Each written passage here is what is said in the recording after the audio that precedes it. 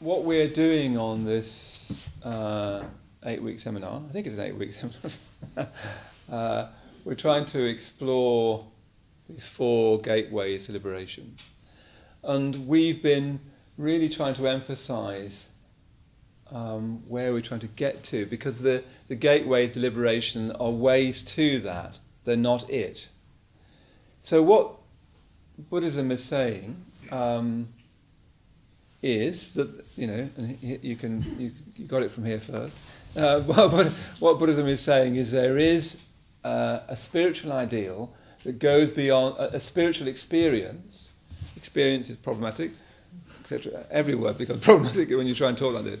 But there's a spiritual experience that goes beyond the physical senses and the rational mind. Yeah? That's quite something to say.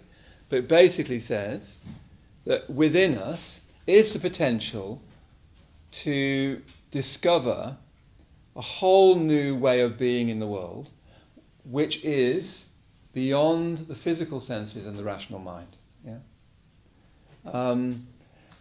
And you can only get a sense of that idea, you can only get a sense of that experience through intuition that has been trained by spiritual practice. Yeah?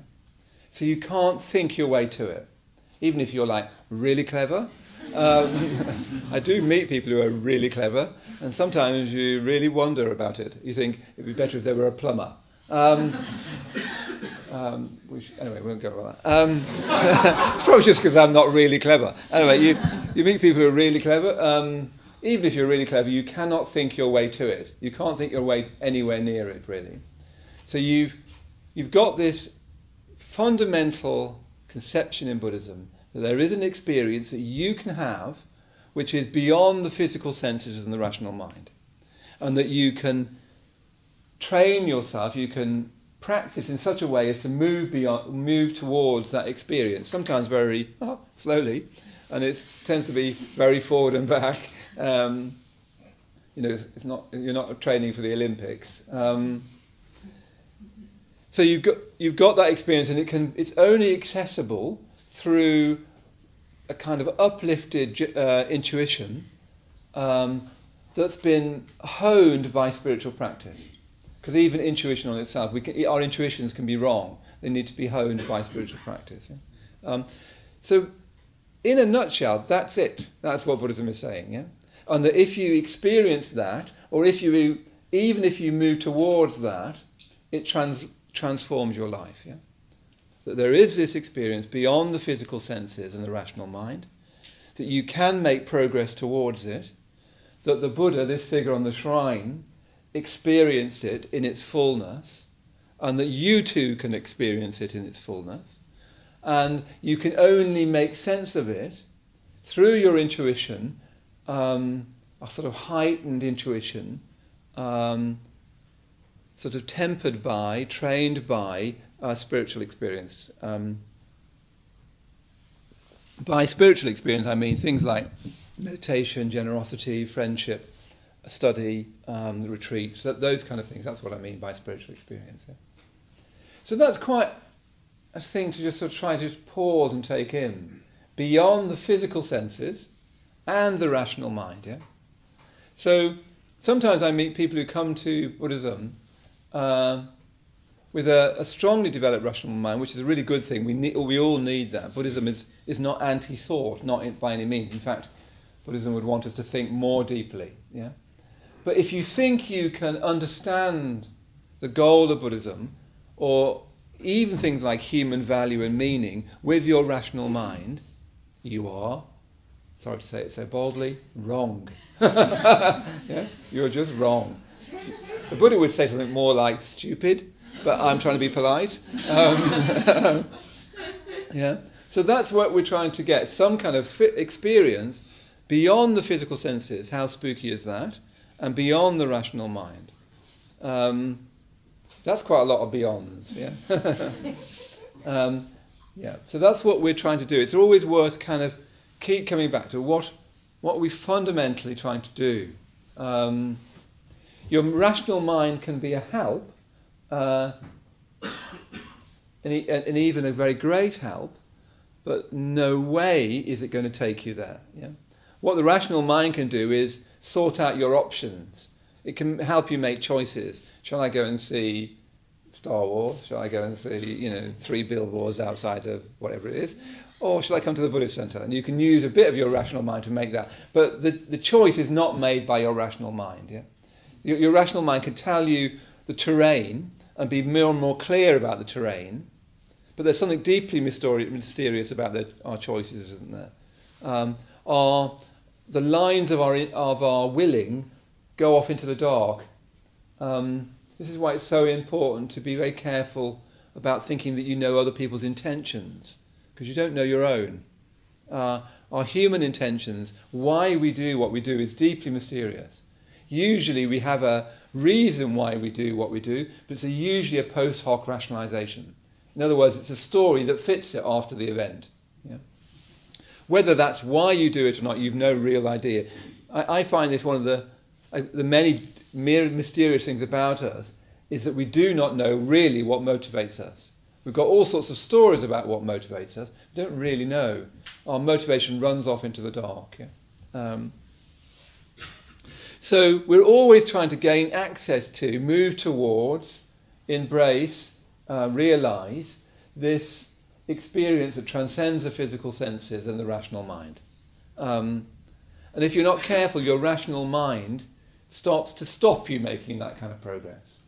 Also, if you're not careful, your rational mind isn't used enough, so you don't make progress. But to limit yourself to the rational mind is really quite mad. Anyone who's fallen in love, anyone who's dreamt, anyone who's experienced anything of any depth, to think that your rational mind is basically telling you the contents of the universe is really mad, Something I can, people are just saying, hello, it would be understandable in the very young, except for they haven't got much of one yet. But I do meet people who really think that the rational mind really kind of demarcates the space of human life. It's really silly, really, really silly. But what you can experience sometime in meditation, and I still experience this, I don't know whether you do, if you're subtle enough, even when you sit down to meditate, just to sit still like we were, there can be this, that right deep at the sort of in our basement, there's that voice saying, I know what I know, this is me, this is the world, this is how far the world extends, this is how deep I extend, I kind of already know. And you can feel, if you're subtle enough, that you're actually not open to an experience that transcends the physical senses and the rational mind. Sometimes I feel even painfully imprisoned in the physical senses and the rational mind. And I can't get out. I mean, I do believe that there is something beyond that. Sometimes you can feel kind of imprisoned in it, yeah? But my experience more and more is there's something more active in than that we already reckon we know. We already feel that I kind of know who I am, I kind of know what life is. And yeah, it'd be good to do this breathing kind of meditation-y thing. But we've got definite limits to what that will mean. Don't know whether you've experienced that. You quite sort of pre-consciously, pre-awarely, you've got this limit to what you are, what life is. And sometimes even a touch of self-satisfaction about those limits. Yeah? I remember once meditating upstairs, and I think I hadn't meditated that morning. I only had a few minutes. I was like half an hour before supper, and I thought, I better go and meditate. And can't now completely remember what happened, but I had this thought. It was about the Buddha. That's right, I remember. I was sitting. There was another Buddha upstairs, and I was sitting just down by it on my own. For some reason, I had this thought, and it's a very traditional kind of thought. It's a very traditional reflection that I'm the Buddha's son, or if you're a woman, you'd be the Buddha's daughter.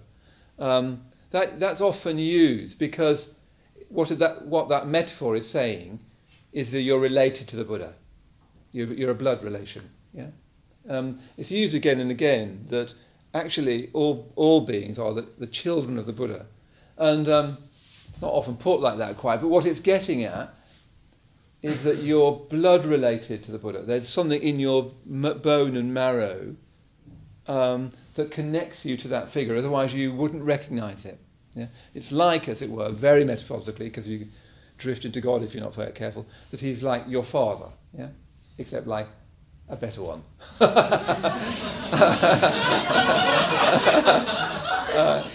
And in my case, spending less time in a shed. Probably. Anyway, in this meditation, I had this thought, very kind of casually, that I was the Buddha's son. As soon as I had that thought, the parameters of my experience vastly changed. It was like I'd been sitting on solid ground, or thought I was, and all dimensions of it opened up in a moment. Literally, the ground disappeared, the walls disappeared. The pre-conscious assumption that I know what I am, and this is a boundedness of life, for a moment disappeared. It frightened me to death. And at one point I thought, oh, that's great. And so I think, bring it back, bring the world back, yeah? I had a taste in that moment, basically, of an experience that transcends the physical senses and the rational mind. And it frightened the life out of me for that moment. And I didn't want it to, but it did. I wanted to pull back my rational mind, pull back my senses, pull back the world, because that's a little place that I'd got comfy in, yeah? We all do that. Some of us do that, as it were, innocently. If you're not careful as you get older, you do it more and more ideologically, like you really do know, and you don't, and I don't know. Yeah. So let's just remember that's where we're trying to get. Something that quite transcends any way of saying. If it transcends the rational mind, it transcends any way of saying, any way of describing. It transcends the physical senses. It somehow, and I have had tastes of it, goes beyond what you think the senses could be. Yeah, it's almost like a new sense. Anyway, that gets a bit difficult to talk about. So what we're trying to do in these reflections that we're doing each week is not describe that, because that's undescribable. We're trying to say, and the Buddha, and this is following the Buddha very simply, that sounds all very nice, but how do you get there? Yeah? How do you get there? Now, the Buddha says, well, primarily you reflect on 3 or 4 things, depending what mood he's in, as it were. So last week we talked about impermanence, and the week before that we talked about impermanence. The reason we talked about that is because that's one of the weak spots of reality. If we were to go into impermanence deeply enough, not as a concept, but as a direct experience, if you could do that deeply enough, you would experience this experience that transcends the physical senses and the rational mind. If you were attuned enough, just watching a leaf fall or the beginning of snow would be enough. You wouldn't need the whole of Buddhism. You could just stand out in the snow and that would be it. Yeah?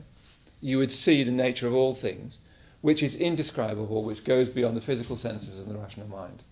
But it's not, when the Buddha teaches about impermanence, he's not saying reality is impermanent. He's not making any metaphysical statement. He's just saying, if you take up that way of looking, that every experience you have and everything you could possibly experience and everything in the universe is impermanent, if you take up that way of looking and you look for the longest, most focused, most positive time with that way of looking, this new consciousness will arise to you. Yeah? Do you see what I mean? It's really important not to think that impermanence is a metaphysical statement. It's a pragmatic statement. Yeah? There's lots to say about impermanence, but we and we can only touch on all of these each week, yeah? And try and get even us to practice it a bit. But that's what we've been talking about. The second mark that we're coming on to tonight, the second element of ordinary experience, ordinary conscious experience, which we can focus on, which tells us, if we attend to it carefully enough, that our kind of ground assumptions about life can't be right, yeah, is what is usually just described as dukkha, which is spelled D-U-K-K-H-A. Yeah, so it's a Pali word. Du means something like ill, problematic, difficult, wrong, and ka means wheel. Yeah, so it means an ill-fitting wheel. It's a metaphor. Yeah, so all words really are metaphors. One of the ways of deepening one's understanding is to realise the metaphor implied by the word. We quite often get ourselves imprisoned unwittingly by the metaphor that we've used. Yeah? So dukkha is a metaphor. It just means like being in a car and there's an ill-fitting wheel. And if it's an ill-fitting wheel, it means it bumps. Yeah, it's the middle part of the wheel, which is the hub. That's right. It's put slightly in the wrong place and it makes the wheel bump. Yeah. A Zen way of putting it is the man on the lumpy mattress. So you lie down. That's nice. And then you start feeling all those lumps sticking into you, and you think, that's getting uncomfortable now. So you turn over. That's better. And then you start to feel the lumps again, and then you turn over. Yeah. So that's what dukkha means. It's an ill-fitting wheel. In other words, there's a nice bit and then a bump, and then you think, that's better. And it bumps again, and it's sort of irritating. You could translate dukkha as life is annoying. Let's get right down to it. It's annoying, isn't it? It's just kind of annoying. Just when you think you've got everything you want, something bumps. Even when everything's lovely, something always bumps. However good it is, there's always a spring that pokes up into you. And then you turn over and you think, that's better. And usually what we do, we put that in time, so you think, but soon there'll be lunch. That was literally think, it's a bit uncomfortable now, but lunch is coming. And then it'll be just plain sailing from lunch, Or you might be thinking, this is all a bit worthy, but I've got a hot date tonight. And then, when we meet, everything is going to be just fine, or whatever it is. Or once I'm a success, then everything is just fine, yeah. Usually we have, things they are a bit uncomfortable, that's true. It is a bit like life is a ill-fitting wheel or a lumpy mattress, but something is just about to come along and sort that out, and it's going to be lunch or a career or a holiday or something. It's going to come along, sort that out. That'd be nice, yeah. And we live in a kind of pious hopefulness that any minute now, something's going to come along and just make it fine. Yeah.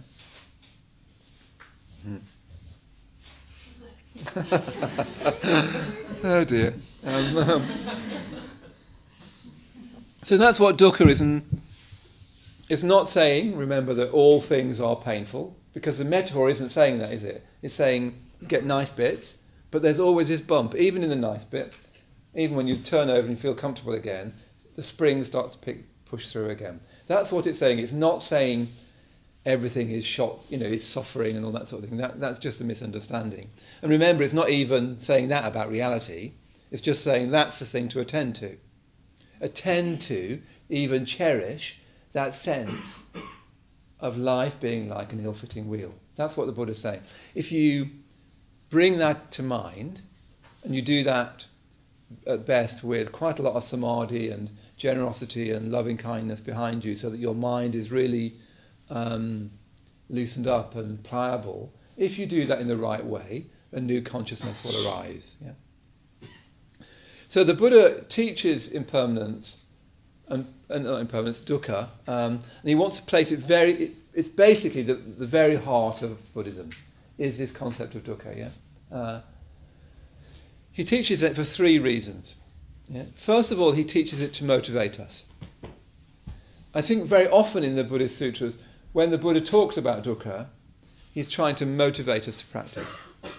He's trying to wake us up. He's trying to sober us up.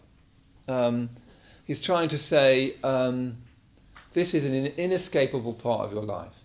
And if you're in a moment where the wheel feels fine, you're going to get a bump soon. Yeah? And one day it's going to be an almighty jolt, and that's going to be death. Yeah? Or it's going to be illness, or it's going to be something that goes badly wrong. He's trying to remind us again and again, that's our situation. We've got an ill-fitting wheel. Yeah, and he's partly doing that because happiness, whilst it's lovely, and let's have as much of it as possible, the shortcoming of happiness is that it often means that you're not very reflective, doesn't it? When things are going your way, when things are good, you're often not very reflective. I'm often not very reflective. You can forget. You can get kind of intoxicated by your own happiness, as if it really is going to be fine from now on. Yeah. So it's interesting that quite often people think that Buddhism is primarily teaching happiness. It's not really at all. I don't think the Buddha is very interested in happiness. Or if he is, only as a byproduct of trying to get to this much more, well, no, not much more, infinitely more wondrous state. He would think of happiness, ordinary human happiness, as just the sort of nice bit on the wheel. So why are we fixating on that so much? And actually, if you're not careful, if you do fixate on happiness, you make yourself unhappy, don't you? You know, like if you think, right then, this weekend it's just going to be a happiness. You know, I'm just going to stock it with pleasure. Pleasure, every moment. All you do is you make yourself unhappy, don't you? If you don't believe me, try it. Try and get this weekend coming to be like happinessville, and you just make yourself unhappy because you get tense. As soon as you try and squeeze out pleasure from your experience, you get pain. Yeah. So he's not reminding of this to sort of be a sort of party pooper, a sort of metaphysical party pooper. He's just trying to say, look, it's really just not in your interest to forget. Yeah. So remember that that's what it's like. So the first reason he teaches it is for a motivational thing, so that we remember what our life is really for. And our life is really for human growth. Yeah, that's what our life is for. That's what we're here for, is to grow. They did do some research with people who'd had near-death experiences, and they were asked them what they learnt from it, and pretty much everyone said that the meaning of life was to gain wisdom and help others. Yeah, gain wisdom and help others, or learn, some people said, and help others. Which is basically just saying the meaning of life is to grow. It's to learn stuff. I really love learning. To learn, to gain wisdom, and to help others. Yeah, is to go out to others, to love others, to be generous to others. With people who had near-death experiences, that's what they come back to us to teach. Yeah, which is like absolutely central to Buddhist practice. So the meaning of life is to actually grow. It's actually to contribute to life, our own life and the lives of people around us. It's not to, trawl through Facebook or buy things on Amazon or be a success. I mean, that's one of the things that still haunts me, is this thing about being a success. People sell their soul to be a success. Because you really feel that once I'm a success, then I'll deal with this ill-fitting wheel. I think that's one of very, very common things, that you think that it's success or celebrity or something that will finally make that ill-fitting wheel fit properly. Yeah? Or love, or whatever it is, or money. Those things are understandable. They're not even bad. They're just sort of point missing. They're not really what we're here to do. So the first reflection on dukkha is to remind ourselves what we're really here to do. We're really here to grow, to learn, to gain wisdom and to help others, which basically becomes wisdom and compassion, doesn't it? Wisdom and love. Second reason he teaches dukkha is because from his point of view, all of our human life is dukkha. So do you see why it's so important to have the Pali word? Because it's nearly always translated as suffering. Actually, unsatisfactoriness is probably better, generally speaking. Incompleteness, even. Don't you have that sense of being incomplete? Not being quite a someone. Sometimes I notice this when I meet people, that they seem very real, and they know what they think, and they know what they think about things, and they can say things about that. And if I'm honest with myself, internally I feel all kind of shifting sands. I'm not so sure. I feel a bit unreal to myself, incomplete to myself. And other people can seem so real and so sure and so much sure of themselves. And sometimes when you're honest with yourself, it doesn't feel like that to you. It feels much more shifting. Yeah.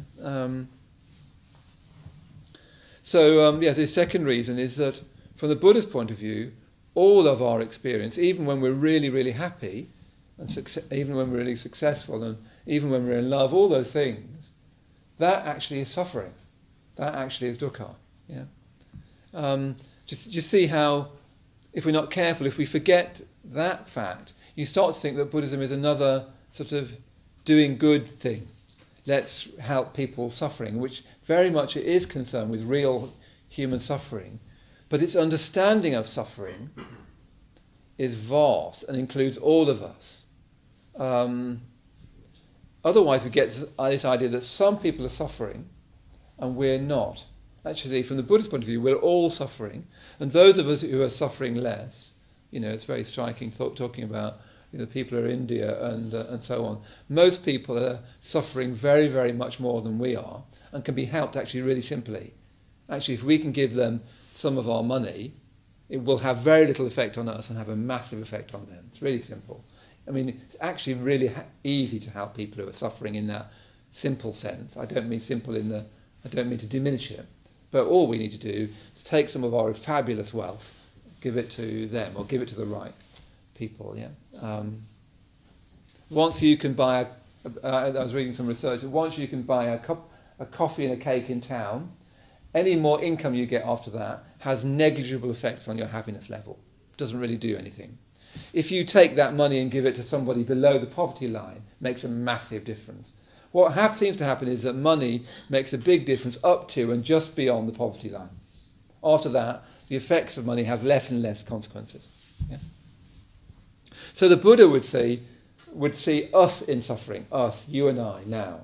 I've been struck really recently I had an experience in meditation where I quite often experience a lot of pain in meditation, physical pain. And I was thinking that there's been quite a lot of discussion, particularly on Facebook, about privilege, male privilege, white privilege, blah, blah, blah. And I'm a white male, I don't know whether that's obvious. And golly, I was thinking, I definitely don't feel privileged, folks. From the Buddhist point of view, all of us are suffering. Yeah? Because there is an experience that it goes way beyond us just now, yeah. So the Buddha is trying to wake us up to an experience that goes beyond any experience we can have just now. Yeah? So he wants to say, actually, no, you're suffering. That person there who's making all that money and really successful and whatever it is, you are suffering just now. Yeah, you're suffering. So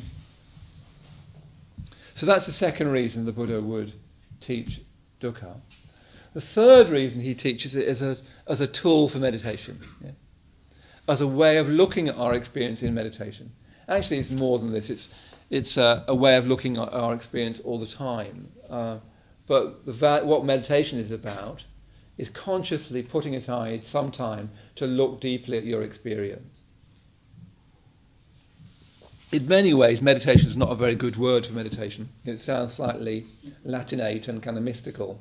All it is you saying, let me just put aside some time and really look at my experience, yeah? Really try to get to grips with myself, with my life, with my experience. It's not anything apart from that. And that means facing your experience. Because when we act, we often act out of our discomfort, we act out of our yearning to be successful or loved or complete. But what we're doing in meditation is trying to, first of all, face up to our actual experience, which is incomplete, which is unsatisfactory. Whether it's going to be lunch or whatever, nothing's going to take that away. Can I just, at least just now in meditation, acknowledge that unsatisfactory nature of my experience? So the Buddha's saying that's the place to view that experience of dukkha. Yeah? That's really important. You need to turn your attention to that. Not because that's reality, no. Because if you pay attention to it in the right way, reality can open up, which is, how one comes from the other is deeply mysterious. So as a tool of looking, yeah. And the key thing, and we will do a bit of meditation in a minute, the key thing is that dukkha is created by grasping. Yeah? Grasping. So that the Buddha would say, okay, when you meditate, and first of all he'd say, actually, you need to do the mindfulness and breathing and the Metta Bhavana a lot, because these practices won't get you very far unless you've got a very pliable, very concentrated, very positive mind. Yeah? And he'd say, make friends a lot. He'd say, give a lot. He'd say, every day, absolutely, generosity, that's your main thing. To shopkeepers, people, to India, everyone, you're just giving away. Yeah. So that when you come to sit to meditate, your mind is really thin, as it were. It's not clotted with me and what I want and what I'm frightened of losing. So for us, most of the time we teach all that. It wouldn't go on to this. But we want to keep on bringing this in right from the start, because otherwise why do all that stuff? When I learned to meditate many years ago, we did the mindfulness breathing and metta. Nobody mentioned all this. And I didn't realise how much I needed it. I needed the motivation of something beyond myself to get me to do the things I needed to do. Yeah. So first of all, what you do is you take up that view. It's like me putting on my glasses, that human experience as it is now, is unsatisfactory, is dukkha, and that's because I'm grasping, I'm clinging, I'm craving, I'm wanting, I'm attached. Yeah.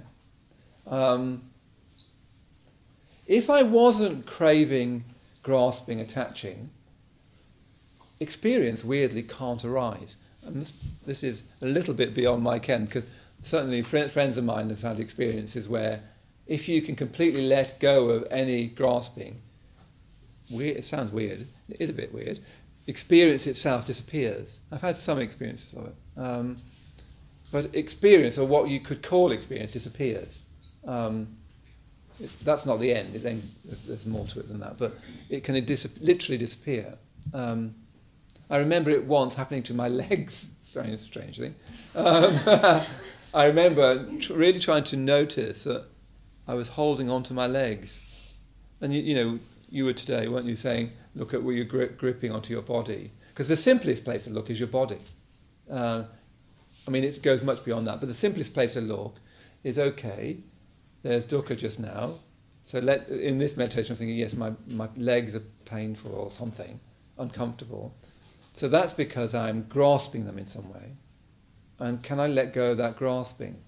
And I remember trying to go into this physical sensation of my legs more and more and more. And then I let go of grasping to them. And when we say grasping, that's also pushing away, because pushing away is grasping. If you don't believe me, all you need to do is sit next to somebody talking on their mobile phone and get really irritated with them and wish they'd stop. And immediately you get stuck to it, don't you? Eventually. I'll take it. Hi, yeah.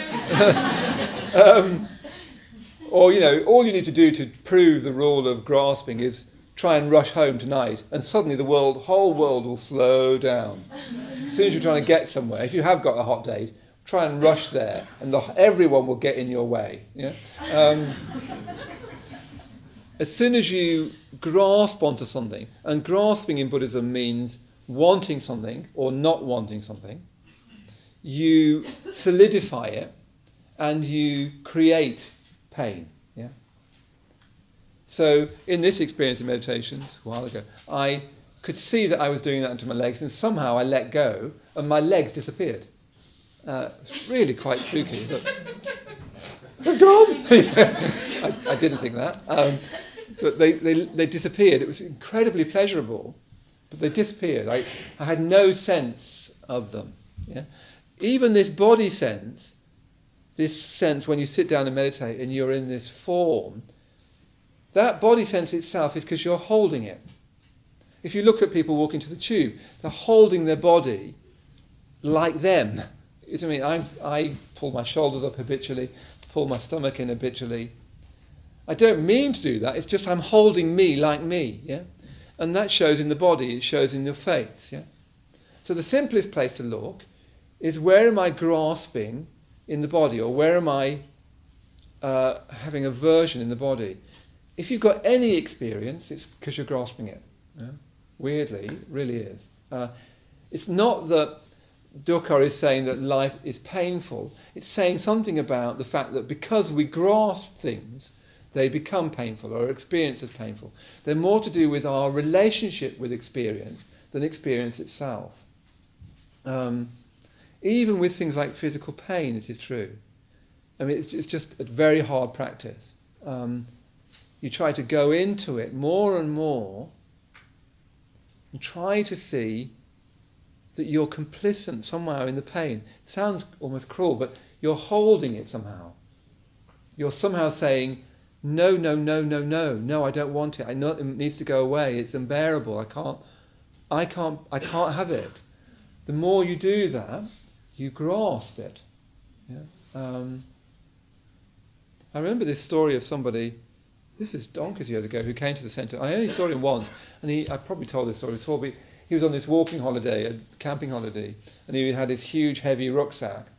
And he said it was just a nightmare. It was rained all the time. He got more and more wet. He got more and more miserable on this camping holiday. He just said it, and he was walking to this. You're trying to walk somewhere, and he said it was pouring with rain. It was really muddy, and he was standing on the top of this bank.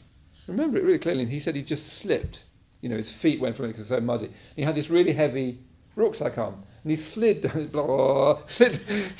this bank, and at the bottom of the bank was this huge pond of cold water, and he was like trying to get out of the thing, get out of the rucksack, and he couldn't get out of it, and he's I can't stop it. He's just sliding down. He just said he just slid into this water, and it just came up, and he said, "How?"